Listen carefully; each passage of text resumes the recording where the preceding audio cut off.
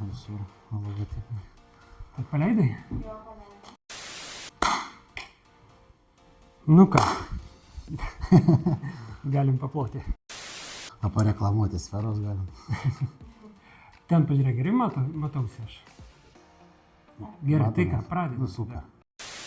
Pas mus svečiuose yra Žygimantas, tai yra irgi kupolinių namų gerbėjas, mėgėjas. Sveiki. Fanas, sveiki. Fanas. Tai dabar papasakos savo vizijas, savo idėjas, savo mintis ir pažiūrėsim, ką galim išmokti ir iš kitų žmonių. Tai pasakokit, Žygimantai. Ok, tai reiškia, turiu teritoriją savo protėvių, kuri buvo apleista ir noriu ją prikelti naujam gyvenimui. Tai reiškia, su projektuotojais suprojektavome, kaip tai galėtų atrodyti, turint galvoje apie pačią teritoriją ir žemės suformavimą. Be jokios abejonės, kad esant žemėj, ant jos kažkas turi ir pasistatyti. Tai siekis buvo tą teritoriją padaryti kažkokią tais kitokį. Važiuojant pro didžiosius miestus, pro Kauną, pro Vilnių, kitus miestus, visur matosi seni daugiabučiai, kurie patys iš savęs nesuteikia kažkokio tais papildomo malonaus pojūčio arba Kitokių pojūčių. Kitokių pojūčių.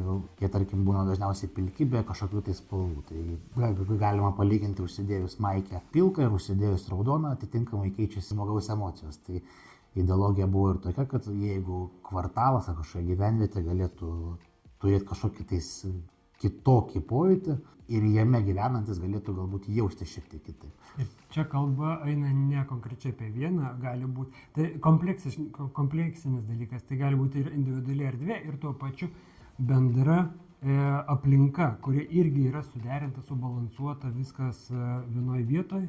Tai reiškia ir atvira erdvė kitokia negu didelio mieste ir užėjus į pastatą irgi jau kitaip.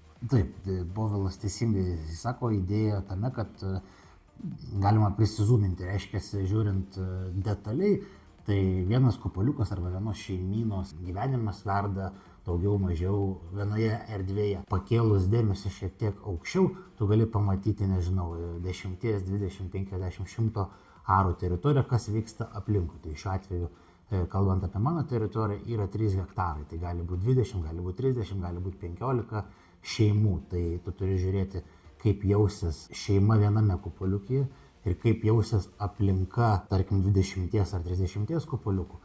Ir taip pat dar turi žiūrėti perspektyvą, kaip jausis aplinka, kuri kaip ir neįeina į šitą derinį, nes aplinkui yra kitokių namų, sodų ir taip toliau ir taip toliau. Tu turi surasti bendrą tašką.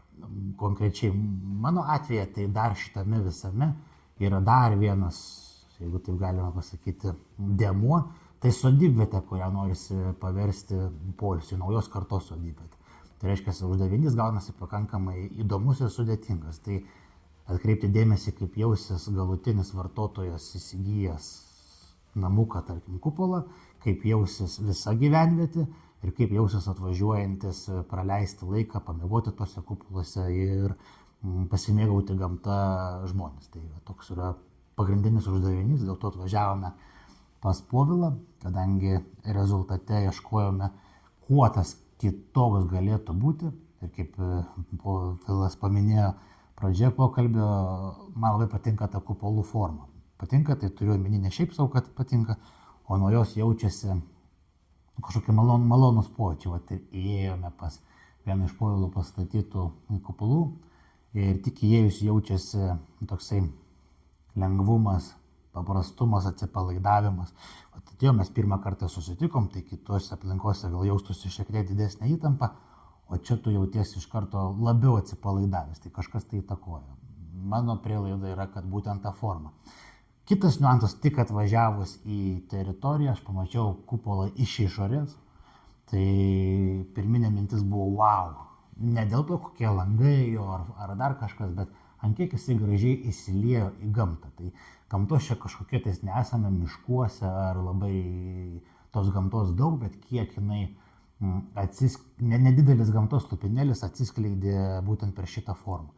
Tai buvo tiesiog malonus pojūtis, patys pirminis įspūdis, wow, kiek gražiai, nes vaizduotėje, braižant ir su architektais atrodė vienai, bet atvažiavus tai dar geriau negu atrodė. Tai tiesiog iš karto pirminė vizija, kokia atrodė, kaip atrodytų, jeigu čia būtų savotiška gyvenvietė tų kupoliukų. Čia vienas kaimynas, kitas. Tai va, tai pirminė idėja tokia. Ir man patiko, kai Žygimantas tik atvažiavo, išlipo iš mašinos, sako, tau, Paulai, turbūt jau čia viskas įprasta. Žinokit, žiūrovom pasakysiu, nei kiek neįprasta, aš kiekvieną dieną važiuoju ir jo džiaugiuosi, kad turiu tokį. Ir dar pasakau, kaip pirmas kupolas buvo mažesnis, 6 metrų, jį pardaviau, nors neketinau pardavinėti. Ir sekantį jau sakiau, pasistatysiu savo ir turėsiu. Tai va šitas ir yra tas, kurio aš jau nieko gyvų neparduosiu, nes noriu turėti savo. Ir iš tikrųjų aš jau kiekvieną dieną džiaugiuosi. Aš važiuoju keliuku šito kiekvieną dieną po kelis kartus ir aš jau grožiuosi. Nėra žodynė tokių žodžių, kuriuos galėčiau pasakyti ir žmogus galėtų tą išjausti. Čia reikia pačiam pabūti. Patirti. Ir trūkumas, sako, kokie trūkumai su kupoliniais namais? Tokie, kad aš erdvės, telefono ekrane ar kompiuterio ekrane neparodysiu erdvės, neįmanoma to parodyti. Dėl to visada kviečiam į svečius ir kas norit, prašom, parašykit, susisieksim ir galim pademonstruoti. Kada pirmą kartą užmatėt mūsų kupolinius namelius? Reikėtų gal pradėti ne visai nuo to, kadangi dirbu... Priešistorė jau gal. Priešistorė šiek tiek, kadangi dirbu ties nekilnojamu turtu ir šis projektas, kurį dabar ruošiu protėviu tiek anksčiau, jau buvo šitą temą gvildenta ir ieškota, kas tas kitoks galėtų būti, kaip suteikti aukštesnę gyvenimo kokybę namų atžvilgių. Tokia buvo ir uždaviniai ir mes jų ieškojom ir prie kupolo buvom vieną kartą prisilietę, konceptualiai bent jau prisilietę. Bet to projekto nerealizavome. Kupolo formos tiesiog prisilietėm. Tai teko susipažinti su kitokios struktūros, kitokios formos ir kokiu mes radome tenai problematikų, nes vis tiek tu ieškai pirmiausia, kas yra ne taip, arba iš uždavinio. Uždavinys buvo, kaip galima pastačius kupolą jame gyventi, tiesiog ne to žodžio prasme. Tai reiškia, kad jisai Lietuvos oro sąlygom būtų tinkamas, o Lietuvos oro sąlygos, tai visi žinome kokios, šiandien lyja, rytoj sninga, šiandien pliusas, rytoj minusas. Tai va čia buvo svarbu. Ir kiti kupolai, kuriuos teko aplankyti, kėlė dvejonę dėl šito. Ar jie žiemą tiks, pavyzdžiui, sodybvietėje noriu, kad būtų keli kupolai pernakvojimai. Pavyzdys. Ir man pirminis klausimas ten, kaip jie žiemą, kai bus sniego, ar bus šalta, ar jie laikys, ar žmogus iš vis galės jame žiemą pernakvoti, ar nesušals galų gale, jeigu ten kokiu oro sistema bus šildoma, ar kaštai nebus milžiniški, jeigu jis visiškai geras. Man pasirodė jie kiauri. Pojūtis visų man buvo daugiau mažiau panašus gerą. Atmetus jau pojūtį ieškai ir kaip loginė prasme, kaštų prasme, kaip strategiškai sudėlioti, kad tiktų. Tai dėl to atkreipėme, jau čia gaištų į tavo klausimą, kad atkreipėm dėmesį į jūsų namus. Jūsų namų buvo pirmiausia, kas labiausiai krito į akį, tai forma be jokios abejonės. Tai man pasirodė įdomi. Nežinau iš kur tais, bet toks pojūtis yra, kad senovėje tokiais panašaus tipo namais, gal iš kokių filmukų, nežinau, iš kažkur tais, kad taip senovėje būdavo tokių gyvenviečių ir čia nieko mes naujo nedarom, tai grįžtam atgal. Tai pirmas buvo forma, kad šiek tiek kitokia, ir antras tai spalvas. Spalvos tai man labai nepatiko. Galvoju kažką. Dėl skonio nesiginčiai. Jo, dėl skonio nesiginčiai.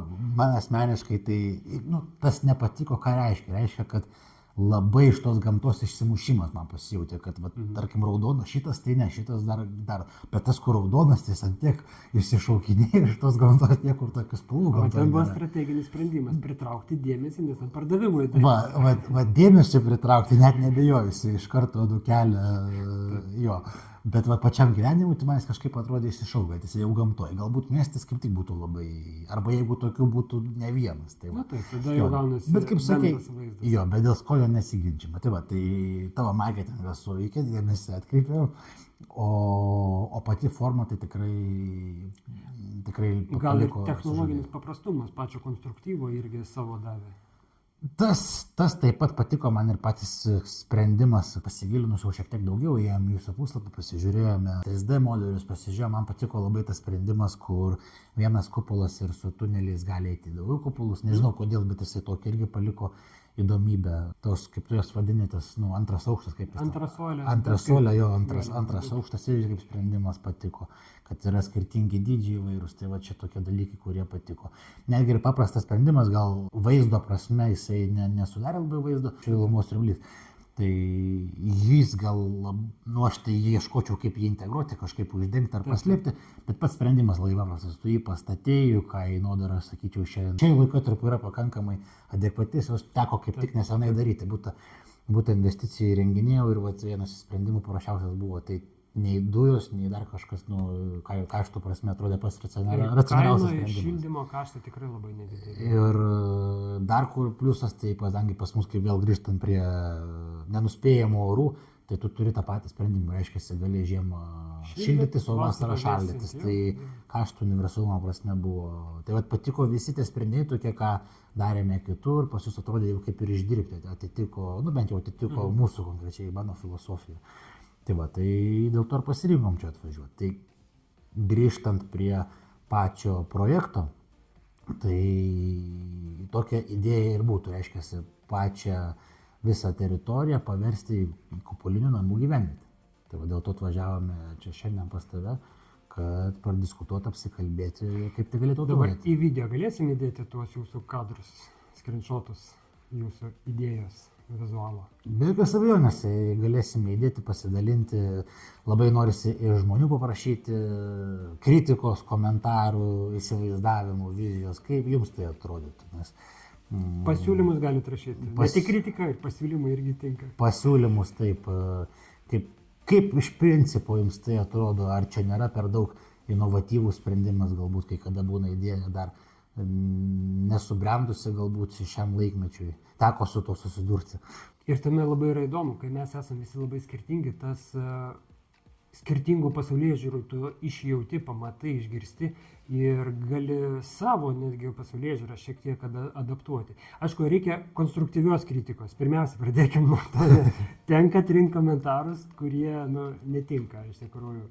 Ne, pasakyti, kad čia šūdas, tai yra paprasta. Šiek tiek sudėtingiau yra patarti, kaip tai padaryti gerai, patarti, kas yra neteisinga. Iš tikrųjų, tas yra konstruktyvi kritika. Nuo širdžios kritikos, galima taip galbūt įsireikšti. Nes tiesiog pasakyti, kad čia ne, tai... reiškia ne, bet tai gerai būtų argumentuoti nors kažkaip tai. Taip, kad būtų galima tą nepatobulinti, suprast, kodėl ne, kas netinka. Tai o ateityje, kai bus jau daugiau uždirbta, mes su žiūrovais pasidalinsime progresu pasidalinsime, be jokios abejonės. Aš tik dar šitoje vietoje norėjau gal, kaip sakiau, apie kupolių namų gyvenvietę, tokia kaip ir iššūkį pasakyti. Čia galbūt iššūkis bus tau ir man, technologiškai galbūt iššūkis. Norėtųsi padaryti galutinį produktą, tai reiškia, kad žmogus, norintis čia gyventi, galėtų įsigyti sklypą su komunikacijom, paruoštą infrastruktūrą, tą bendrą harmoniją pragalvotą ir pasirinkto dydžio kupolų, kad tai įtilptų į būto kainą. Tai reiškia, kad žmogus įsigytų visus šios dalykus už būto kainą, bet turėtų namą su gamta už būto kainą. Tai toks, sakyčiau, būtų iššūkis, kurį bandysim pasiekti. Aš manau, kad viskas įmanoma, bet ir žiūrovai įsitraukite į visą šitą dalyką, nes mes irgi esame riboti su Žygimantu, tai tiesiog pasidalinkit savo idėjom, savo vizijom. Beje, Žygimantas dalyvauja mūsų konkurse, kuris jau yra paskelbtas iki 25 metų kovo 1 dienos ir jūs irgi galite savo pasiūlymus dėti, kuriuos galima būtų galbūt pritaikyti realybėje. Tai ačiū tada už pokalbį. Ačiū tau. Ir žiūrovam laukiam iš jūsų komentarų. Iki. Iki.